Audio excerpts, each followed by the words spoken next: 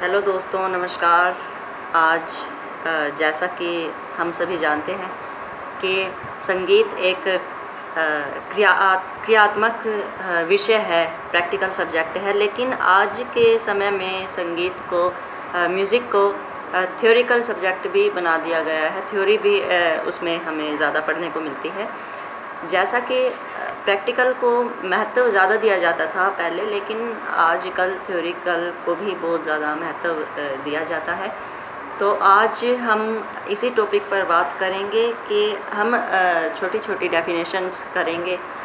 हर exam में, competitive exam होते हैं म्यूज़िक के, उनमें हमें कैसे अच्छा स्कोर करना है और किस हिसाब से हमें परिभाषाएं तैयार करनी है, तो उनके ऊपर आज हम चर्चा करेंगे। आज का हमारा विषय यही है। सबसे पहले टॉपिक हमारा आता है म्यूज़िक। व्हाट इज़ म्यूज़िक, या फिर संगीत किसे कहा जाता है। तो शुरू करते हैं। आमतौर पर जो लोग हैं, सभी लोग हैं, वो सोचते हैं कि सिर्फ गाना ही, गायन क्रिया ही संगीत है, लेकिन ऐसा नहीं है। गायन क्रिया संगीत है, लेकिन प्रॉपर डेफिनेशन नहीं उसकी हम कह सकते।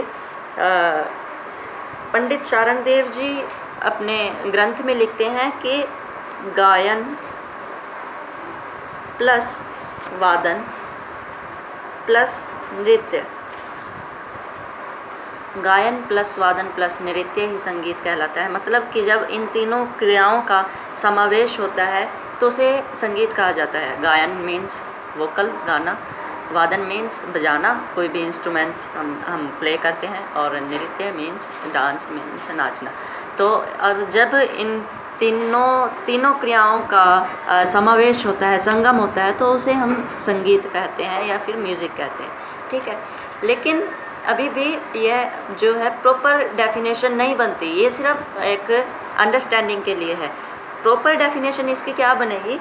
प्रॉपर डेफिनेशन इसकी बनेगी कि संगीत वह ललित कला है जिसमें स्वर और लय के द्वारा हम अपने भावों को प्रकट करते हैं। तो दोस्तों, ये डेफिनेशन है संगीत की कि संगीत वह ललित कला है। ललित मीन्स मनोहर, मनोहर मीन्स सुंदर, कोमल, कि वह कोमल कला है, सुंदर कला है, जिसमें हम अपने भावों को स्वर और लय के द्वारा प्रकट करते हैं। ठीक है, उसे ही हम संगीत कहते हैं। लेकिन गायन, वादन व नृत्य, जब इन तीनों कलाओं का समावेश होता है तो उसे म्यूज़िक कहा जाता है, संगीत कहा जाता है। आगे हम बात करते हैं कि संगीत जो है, इसकी उत्पत्ति कैसे हुई। संगीत की उत्पत्ति सबसे पहले ब्रह्मा जी जो थे, उनके पास यह कला थी। ब्रह्मा जी ने यह कला फिर माँ सरस्वती को दी। माँ सरस्वती जी को यह कला दी।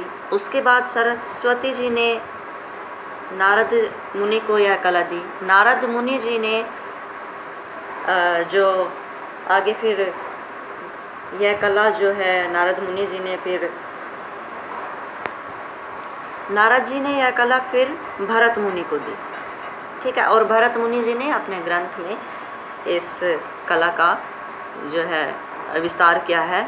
ग्रंथ कौन सा? नाट्यशास्त्र, नाट्यशास्त्र ग्रंथ। सबसे पहले ब्रह्मा जी के पास यह कला थी, फिर माँ सरस्वती जी को ये कला दी गई ब्रह्मा जी द्वारा। फिर सरस्वती जी ने नारद जी को दी, नारद जी ने भरत मुनि जी को दी। भरत मुनि जी ने अपना ग्रंथ लिखा जो नाट्यशास्त्र है, उसमें उन्होंने इस ललित कला का, मीन्स मनोहर सुंदर कला का विस्तृत वर्णन किया है। ठीक है, तो ये आता है हमारा टॉपिक संगीत।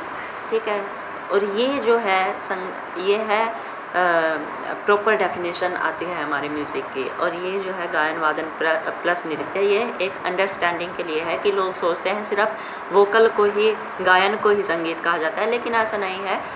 गायन, वादन, नृत्य, जब इन तीनों कलाओं का समावेश होता है तो उसे हम संगीत कहते हैं, म्यूज़िक कहते हैं।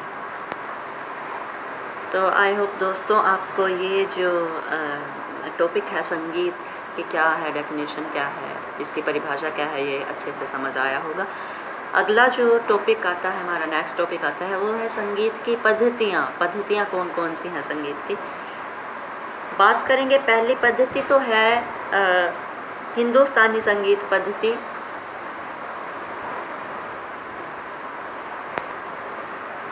तो संगीत की पद्धति के बारे में हम बात कर रहे थे। तो पहली पद्धति आती है हिंदुस्तानी संगीत पद्धति, या फिर इसे उत्तर भारतीय संगीत पद्धति के नाम से भी जाना जाता है। यह जो पद्धति है ये ज़्यादातर क्या उत्तर भारत में ज़्यादा यह प्रचलित है। मीन्स बंगाल, बिहार, उड़ीसा, उत्तर प्रदेश, हरियाणा, पंजाब, गुजरात आदि राज्यों में यह पद्धति प्रचलित है। और दक्षिण भारतीय संगीत पद्धति, या जिसे हम कर्नाटक संगीत पद्धति के नाम से भी जानते हैं, यह पद्धति जो है हमारे भारत के दक्षिण राज्यों में, दक्षिण क्षेत्र में यह फेमस पद्धति है, मशहूर पद्धति है। ठीक है, जो कि कर्नाटक, तमिलनाडु, आंध्र प्रदेश, मैसूर आदि राज्यों में यह पद्धति अपनाई जाती है संगीत की। चाहे वह वादन हो, चाहे वह नृत्य हो, या फिर चाहे वह वोकल हो, गायन हो, आप अपनी पद्धति के हिसाब से रागों के नियमों का, गायन के नियमों का, वादन के नियमों का पालन करते हुए अपनी पद्धति दर्शाई जाती है। ठीक है, जैसा कि आप अभी देख चुके हैं, इन राज्यों में संगीत की हिंदुस्तानी संगीत पद्धति या उत्तरी भारतीय संगीत पद्धति अपनाई जाती है, और इन राज्यों में दक्षिण भारतीय संगीत पद्धति या फिर कर्नाटक संगीत पद्धति अपनाई जाती है। तो ये दो पद्धतियाँ हैं हमारे संगीत की, जो कि उत्तर संगीत पद्धति है, दक्षिण संगीत पद्धति है। ये हमारी डेफिनेशन है संगीत की। ठीक है, ये अंडरस्टैंडिंग के लिए है, भ्रम कह सकते हैं जिसे हम, भ्रम दूर करने के लिए कि गायन ही संगीत नहीं है, जब तीनों कलाओं का समावेश होता है तभी संगीत होता है। ठीक है, ये था कि संगीत जो है कैसे कैसे आरंभ हुआ और उसका विस्तार कैसे हुआ। ठीक है, हम तक पहुंचा कैसे।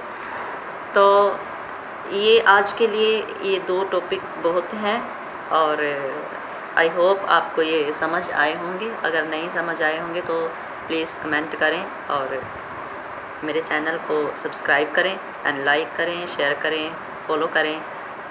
मैं कोशिश करूँगा और क्लैरिटी आपको दूँ, जितना मुझे आता है मैंने आपको बताया, जितना मैंने पढ़ा है अपनी बुक से, अपने गुरुजनों से मैंने सीखा है, मैंने आपको बताने की कोशिश की। तो आई होप आपको ये वीडियो अच्छी लगी होगी, और ये दोनों टॉपिक आपको अच्छे से समझ आए होंगे। तो मिलते हैं नेक्स्ट वीडियो में एक नए टॉपिक के साथ। Thank you very much.